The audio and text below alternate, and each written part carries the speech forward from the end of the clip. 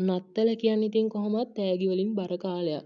ඉතින් හැමෝම තෑගි බෙදා ගන්නවා ඒ කාලෙට. ඉතින් මේ තරුණයා තමන්ගේ ගුරුවරයාට තෑගි අරන් යන්න ලෑස්ති වෙනවා.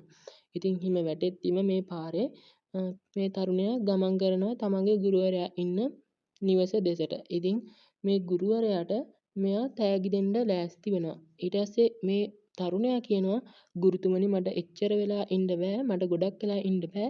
මට අද වැඩ තියෙනවා. ඒ වගේම අද කලබලකාරී දවසක්. මට කිසිම සැහැල්ලුවක් නෑ.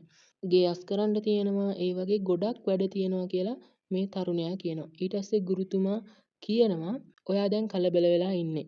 මේ වැටෙන හිම දිහා බලන්න කියලා කියනවා. ඒවා එකිනෙක ගෑවෙන්නේ නෑ. ඉතා සැහැල්ලුවෙන් Tamanට ඕන විදියට වැටෙනවා. ගුරුතුමා කියනවා ඔයත් මේ වගේ කලබල වෙන්නේ නැතුව මේ නත්තල හරිම සැහැල්ලුවෙන් හිමීට වැඩ ටික කරගෙන සමරන්න කියලා ගුරුතුමා කියනවා. ලැබුවා වූ නත්තල සුබම සුබ නත්තලක් වේවා කියලා ඔයාලට ප්‍රාර්ථනා කරනවා. දිගටම මේ විදිහට වීඩියෝ බලන්න කැමති නම් channel එක subscribe කරලා තියාගන්න. වීඩියෝ එකක් දාපු ගමන් දැනගන්න bell icon එක all දාලා තියාගන්න.